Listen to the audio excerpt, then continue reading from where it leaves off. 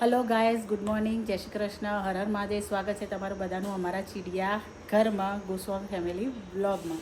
તો અત્યારે વાગે છે સવારે 10. નહીં ધોઈને કામ પત્યું છે, એક બાજુ રસોઈની તૈયારી ચાલે છે અને બચ્ચા પાર્ટી ગઈ છે સ્કૂલમાં અને બચ્ચાના બાપા આવ્યા ચીડિયાઓના. તો કેમ છો family? Good morning, Har Har Mahadev, જય શ્રી કૃષ્ણ, જય દ્વારકાધીશ. અને જો ભાઈ મોબાઈલમાં વિડીયો ઉતારવાનો, બીજા મોબાઈલમાં એડિટિંગ કરવાનો, બેનર બનાવી રહ્યા છે અત્યારે. અને દિવસે વિડીયો ઉતારવાનો, બપોરે રાત્રે એડિટિંગ કરવાનું અને બીજા દર સવારે આ કરવાનું. એટલે ત્યાં ટાઈમ મળે એમ થોડું થોડું કરતું જવાનું તો જ મેર આવે, બાકી મેર આવે નહીં. અને હવે સ્કૂલનો ટાઈમ થોડો ચેન્જ થયો છે એટલે જો 11 વાગશે ને એટલે 11 વાગે બે બચ્ચા પાર્ટીને લેવા જવાનું, ઘેર લઈને આવીને મૂકીશું, પછી બીજી એક કાવ્યને લેવા જવાનું. એટલે સોમવાર સુધી બધું આવું રૂટિન રહે. સોમવાર પછી કમ્પ્લીટ રૂટિન ચાલુ થાય, કમ્પ્લીટ રેગ્યુલર સ્કૂલ પછી એ પછી થાય વગર થાય નહીં. ત્યાં સુધી કોઈ કામ ના થાય, કોઈ જગ્યાએ બહાર ના જવાય, કશું જ નહીં. એકવાર શેડ્યુલ ટાઈટ થઈ જાય બધું, ટાઈમ ટુ ટાઈમ બધું, પછી કંઈક આપણાને મેનેજમેન્ટ કરવાની ખબર પડે કે આગળ શું કરવું શું ના કરવું. ત્યાં સુધી મેર આવશે નહીં. બરાબર.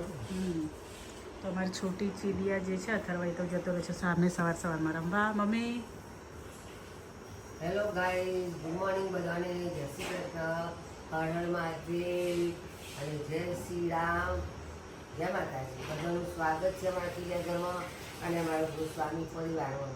તો જો તામાં ભાઈ નહીં ધોઈને તૈયાર થઈ જાવેતી કરી અને થોડો નાસ્તો કર્યો, ઢેકળાનો દહીં સોસ ને બધો. અને આમાં બેઠો છે જુઓ ભેંડા સમારવા. ભેડા સમારા ભેડા. આમ તો સમારવા મેળ ના આવે, પણ હજુ ઓલા ભાઈ નીચે જવાનું નામ લીધું નહીં એટલે તો સમારવા મારે ચાંદે બોલે હોય બહાર નીચે એસકો ખાવા, પણ આજે ભાઈ બોલ્યા ને એટલે હું હતી શાકમાં બે છે. બોલો બીજું કહો. બસ બીજું કઈ નહીં. મજા મજા. બસ મજા મજા, તમારે બધા મજા હશે.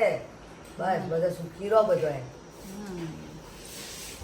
અમારા ભાઈ ટીવી તો બંધ કરવાની જ નહીં, ટીવી ચાલુ રાખવાની ને બીજે રમવા જતું રહેવાનું અને ટીવી કોઈને જોવાય નહીં દેવાનું. તો અત્યારે અમે નીકળ્યા છે હિંમતનગર જવા માટે અને અમારા મામાના દીકરાની વાઈફને ત્યાં એડમિટ કર્યા છે હિંમતનગરની એક હોસ્પિટલમાં. તો ત્યાં આગળ ખબર કાઢવા માટે જઈએ છીએ. હું અને મમ્મી 2 જણા જ છીએ. બીજી બધી બચ્ચા પાર્ટી ને ચીડિયાઘર અમારું બધું ઘરે. અમે 2 જણા, મમ્મી 2 જણા છે. અહીંથી સીધા જઈશું મામાના ઘરે જઈ પછી ત્યાંથી એક ભાઈ ભાભી અને એક મામીને લેવાના છે. એ બધા લઈને પછી હિંમતનગર જઈશું. તો ખરાબ બપોરનો ટાઈમ છે એટલે ટ્રાફિક તો ઓછો છે પણ ગરમી બહુ જ છે બહાર. અને હિંમતનગર હાઈવે હોય એટલે ખટારા તો હોય જ, આપણે બીજું બધું ના હોય પણ ખટારા હોય. હિંમતનગર બહુ લોંગ ટાઈમે જઈ રહ્યા છે. હિંમતનગર તો જૂનું પ્લેસ છે અમારું હિંમતનગર. તો હિંમતનગર બહુ રેલા છે. અમારા પપ્પાને હિંમતનગર BSNL હતા. અત્યારે તો ટાઈમે મળતો નથી. ફોલોવર્સ બધા બોલાવે છે તો પણ ટાઈમ સેટ થતો નથી. આવું થાય, એકદમ જવાનું ઊભું થઈ જાય હિંમતનગર. એટલે વચ્ચે બી એક વખત હિંમતનગર એકદમ આવવાનું થયું હતું, એ બેસણામાં જવાના થાય એટલે. અને અત્યારે બી આ દવાખાના જવાનું છે ને એટલે જઈએ છીએ હિંમતનગર.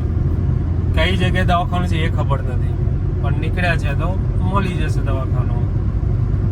કઈ જવું અમે લોકો નીકળી ગયા છીએ હિંમતનગર જવા માટે. અમારા મમ્મી લીધા છે, અમારા ભાભી લીધા છે અને જે ભાભીને તકલીફ થઈ છે એમના બાબાને લીધા છે.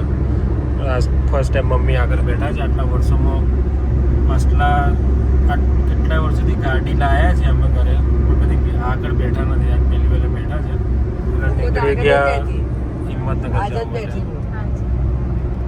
તો ગાઈઝ કેશવ હોસ્પિટલમાં આવ્યા હતા અમે લોકો અત્યારે. અને આ મંદ ગાડીઓ ધીમે ધીમે ચાલતી આવે છે.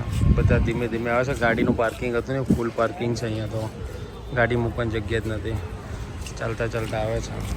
તો ભાઈ અમે અમારા ભાભીની ખબર કાઢવા આવ્યા હતા. એમના ફાઈને લઈને મામીને બધા અત્યારે આરામ છે અને ફટાફટ ઘેર ભેગા થઈ જશે. બરાબર ને? ઓકે, આરામ કરજો પાછા.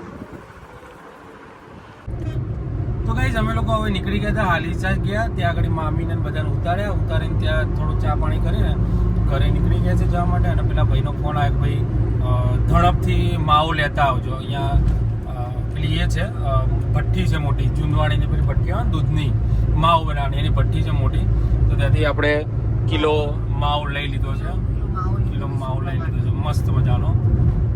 અને હવે જઈએ છીએ ઘરે, ચિલોડા પહોંચ્યા છે અને ઘરે જઈએ પછી ચા પીએ, કારણ કે ચા પીધી નથી. ઠંડુ બધા પીધું પણ ચા પીધી નથી. અમારે તો કેવું ઉનાળો હોય ને તો અમે તો ચા પીવડાવીએ છીએ, પણ હવે આપણે બાકી આપણે તો કેવું છે કે ભાઈ માણસ પાણી આપે ને તો એ પી લઈએ, એવું કોઈ જરૂર નહીં કે ચા જ પીવડાવો, પી લઈએ પાણી, પણ આપણે ઘેર જઈને ચા પીવી પડશે. તો ચલો જઈએ. તો ગાઈઝ અમે તો ઘરે આવી ગયા છે હવે, અને ઘરે આવીને અહીંયા તો રસોઈની તૈયારીઓ ચાલી રહી છે અને રસોઈમાં બની રહી છે મસ્ત મજાની. આ ડીશ ઉતારી છે એટલે સમજી જાઓ શની ડીશ છે, અને અહીંયા દાળ બની રહી છે. એટલે હું આવ્યો ને એવું ચા તો ના પીધી, તમને કીધું કે ચા પીવાની છે પણ ચા ના પીધી, પણ જો દાળ લઈ લીધી છે, દાળ પીવાની. ના એવું નહીં કહેવાનું, એને તો કીધું હતું કે હું ચા બનાવ, ચા તમારી મૂકું તો એમ ના પાડી હતી, અને અત્યારે જો એને કીધું કે ચા બનાવું તો એમ ના પાડી. તો પછી તને બે વહુઓ કિસીક બની આપું તો તું ના પાડે છે.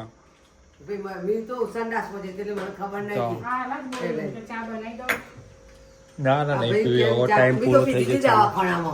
મમ્મીએ ચા પી લીધી, મેં નથી પીવી, પણ હું તો હવે દાળ પી લઉં છું એટલે મારા ચા નહીં પીવી. ઠંડુ લાયા બધા માટે ઠંડુ લાયા હતા, અને એ વહુ માટે ચા મંગાવ્યો હતો, મોદી હતી એના માટે. તેમાંથી મને ત્યારે મેં ઠંડુ પીધું ના, એટલે તો કે ફરી ચાલ મારામથી ગયા, એ પણ એને ચા મને આલ્યો બસ થોડી ને પીધું. તો ચલો ભાઈ ગરમ ગરમ દાળ પી લઈએ. હેલો દોસ્તો, અત્યારે જો જમીને બેઠા હતા અને આજે ખરેખર એક અમદાવાદની અંદર દુઃખદ ઘટના બની છે, બધા જાણે છે કે શું થયું છે. તો એની અંદર ઘણા બધા વડીલોના, નાના બાળકો, દીકરા દીકરીઓના જીવ અંદર ગુમાવ્યા છે. તો જે પણ આ લોકોના મૃત્યુ થયા છે એમને ભગવાન પરમ શાંતિ અર્પે, અને જે લોકો અત્યારે દવાખાનામાં એડમિટ છે અને થોડી ઘણી શક્યતાઓ છે તો આપણે ભગવાનને પ્રાર્થના કરીશું કે તાત્કાલિક એમને સાજા કરી દે, અને એમને ફેમિલી મેમ્બરો જે છે એ ભગવાન એમને સહન શક્તિ આપે કે જેથી કરીને આગળ એમના જે પણ ફેમિલી મેમ્બર દવાખાનામાં એડમિટ છે એમની સારવાર કરાવી શકે. તો ખરેખર દુઃખદ ઘટના છે, ઘણા બધાના દુઃખદ અવસાન થયા છે. આપણા ભૂતપૂર્વ મુખ્યમંત્રી શ્રી વિજયભાઈ રૂપાણીનું પણ દુઃખદ અવસાન થયું છે, અને ખરેખર દુઃખદ ઘટના કહેવાય. આપણે પણ કુદરતને બધું આધીન છે, આપણે તો ખાલી ફક્ત ભગવાનને પ્રાર્થના જ કરી શકીએ કે એમને આત્માને શાંતિ આપે, ભગવાન દરેકને દુઃખ સહન કરવાની શક્તિ આપે. જલ્દી જે એડમિટ છે, હા એડમિટ જે છે લોકો હોસ્પિટલની અંદર, એ જલ્દી સાજા થઈ જાય અને એમના ફેમિલી મેમ્બરને જલ્દી મળી શકે એમ. તો ગુડ નાઇટ, જેમ બે, જય શ્રી કૃષ્ણ, હર હર મહાદેવ.